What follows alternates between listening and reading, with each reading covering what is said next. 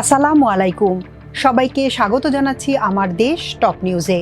সঙ্গে আছি তাহমিনা তাসির। শুরুতেই জানিয়ে দিচ্ছি সংবাদ শিরোনাম। নির্বাচন না হওয়া পর্যন্ত সরকারি কর্মকর্তাদের বিদেশ ভ্রমণে নিষেধাজ্ঞা জারি। নির্বাচনের আগে না হলে গণভোটের মূল্য নেই, বললেন শফিকুর রহমান। নির্বাচনের আগে গণভোটের কোনো সুযোগ নেই, মন্তব্য মির্জা ফখরুলের। বিএনপির কাছে নতি স্বীকার করে ওয়াদা ভঙ্গ করেছেন প্রধান উপদেষ্টা, অভিযোগ তাহেরের। মওদুদি নয়, আমরা মদিনার ইসলামের অনুসারী, মন্তব্য সালাউদ্দিনের। নির্বাচন চায় না জামায়াত এনসিপি, অভিযোগ রুমিন ফারহানার। এবার বিস্তারিত। আসন্ন ত্রয়োদশ জাতীয় সংসদ নির্বাচন অনুষ্ঠিত না হওয়া পর্যন্ত সরকারি কর্মকর্তাদের বিদেশ ভ্রমণে নিষেধাজ্ঞা জারি করেছে অন্তর্বর্তী সরকার। নতুন নির্দেশনায় বলা হয়েছে, একান্ত প্রয়োজন ছাড়া কোনো কর্মকর্তা বিদেশ সফরে যেতে পারবেন না। সম্প্রতি প্রধান উপদেষ্টার কার্যালয় থেকে এ সংক্রান্ত একটি পরিপত্র জারি করা হয়েছে। এতে আগের নির্দেশনা কঠোরভাবে প্রতিপালনের নির্দেশ দেওয়া হয়েছে এবং অনুলিপি পাঠানো হয়েছে উপদেষ্টাদের একান্ত সচিবদের কাছেও। পরিপত্রে উল্লেখ করা হয়, আগে জারি করা নির্দেশনা যথাযথভাবে না মেনে অনেক কর্মকর্তা বিদেশ ভ্রমণ অব্যাহত রেখেছেন। এমনকি একই মন্ত্রণালয়ের একাধিক কর্মকর্তা ও সচিব একই সময়ে বিদেশ সফরে যাচ্ছেন, যা পূর্বের নির্দেশনার পরিপন্থী। এ বিষয়ে পরিপত্রে স্পষ্টভাবে বলা হয়েছে, আগামী জাতীয় নির্বাচন অনুষ্ঠিত না হওয়া পর্যন্ত একান্ত অপরিহার্য কারণ ছাড়া কোনো কর্মকর্তা বিদেশ সফরে যেতে পারবেন না। অন্তর্বর্তী সরকারের এই পদক্ষেপকে প্রশাসনিক শৃঙ্খলা রক্ষা ও নির্বাচনী প্রস্তুতি নির্বিঘ্ন রাখার অংশ হিসেবে দেখা হচ্ছে। বিশেষজ্ঞদের মতে, এই নির্দেশনার ফলে সরকারের কার্যক্রমে স্বচ্ছতা ও জবাবদিহিতা নিশ্চিত হবে। জাতীয় নির্বাচনের আগে গণভোট না হলে এর কোনো মূল্য নেই বলে মন্তব্য করেছেন বাংলাদেশ জামায়াত ইসলামীর আমির ডাক্তার শফিকুর রহমান। পূর্ব লন্ডনে বাংলাদেশ জামায়াত ইসলামী আয়োজিত এক সংবাদ সম্মেলনে তিনি একথা বলেন। বাংলাদেশ জামায়াত ইসলামের আমির বলেন, জামায়াত কখনো মিথ্যা আশ্বাস দেয় না, জামায়াত যা করতে পারবে তাই বলে। আমরা জনগণের নৈতিক আশা আকাঙ্ক্ষার বাইরে কোনো কিছু কল্পনাও করি না। দুর্নীতি দেশের ভয়ানক সমস্যা উল্লেখ করে ডাক্তার শফিকুর রহমান বলেন, জামায়াত ক্ষমতায় গেলে দুর্নীতির বিরুদ্ধে যুদ্ধ ঘোষণা করবে এবং তা কাজের মাধ্যমে প্রমাণ করে দেবে। জামায়াত আমির গুম খুনের অভিযোগে অভিযুক্ত সেনা কর্মকর্তার বিচার প্রসঙ্গে বলেন, আমরা যে কোনো অপরাধের বিরুদ্ধে, মানুষের অধিকার যারা নষ্ট করেছেন, কোনো ধরনের অপরাধ ছাড়া যারা মানুষের উপর হত্যা, নির্যাতন, নিপীড়ন চালিয়েছেন, যা ছিল ভয়ানক মানবাধিকার লঙ্ঘন, এ ধরনের অপরাধের সঙ্গে যারা জড়িত ছিল তারা সেনাবাহিনীর লোক না অন্য কেউ, সেটা ম্যাটার করে না। যা হয়েছে সেগুলো আমাদের কাছে অপরাধ, আর যারা করেছে তারা প্রত্যেকেই অপরাধী। এই কথাগুলো যত জায়গায় বলার দরকার আমরা বলেছি। জাতীয় নির্বাচনের আগে গণভোটের কোনো সুযোগ নেই বলে মন্তব্য করেছেন বিএনপি মহাসচিব মির্জা ফখরুল ইসলাম আলমগীর। শনিবার জাতীয় প্রেস ক্লাবে মুক্তিযোদ্ধা দলের এক আলোচনা সভায় এ মন্তব্য করেন তিনি। মির্জা ফখরুল বলেন, একটি মহল অত্যন্ত পরিকল্পিতভাবে ৭১কে ভুলিয়ে দিতে চাইছে, তবে তারা সফল হবে না, কারণ ৭১ই আমাদের জন্মভূমি। মুক্তিযুদ্ধের বিপক্ষ শক্তি ষড়যন্ত্রে লিপ্ত হয়েছে, তারা মুক্তিযুদ্ধকে গোলমাল আখ্যা দিয়েছিল, কিন্তু জাতি সেটা ভুলে যায়নি।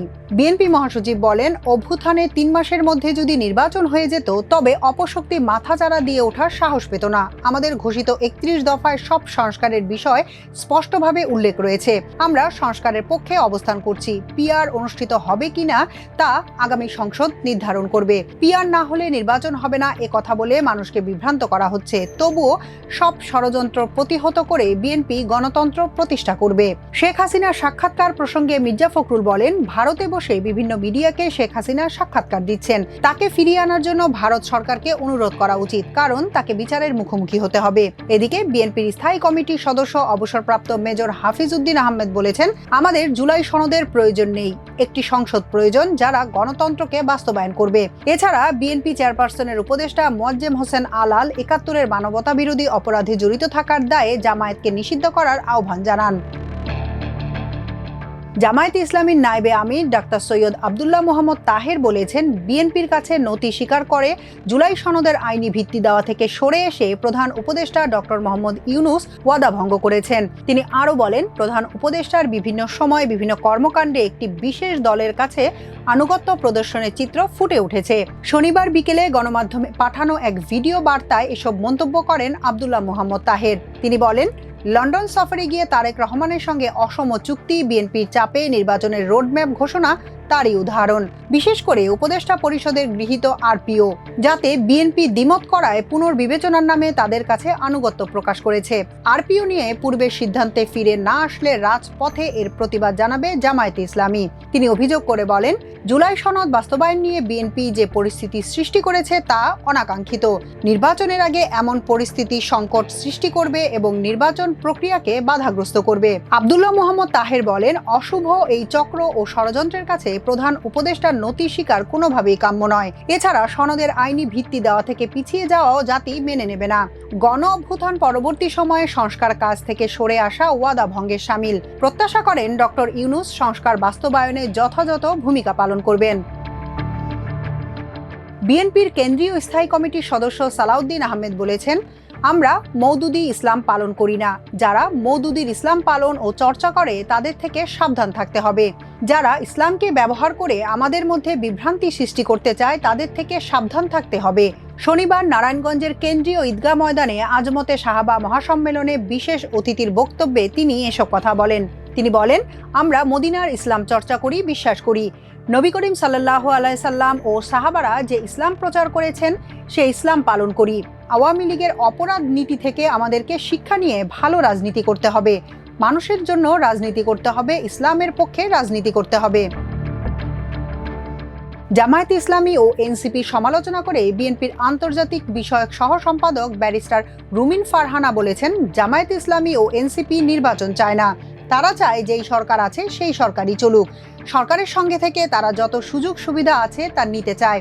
ব্রাহ্মণবাড়িয়ার সরাইল উপজেলার জয়ধরকান্দি ও তেলিকান্দি এলাকায় পৃথক 3টি সমাবেশে জামায়াত ও এনসিপিকে নিয়ে তিনি এ মন্তব্য করেন।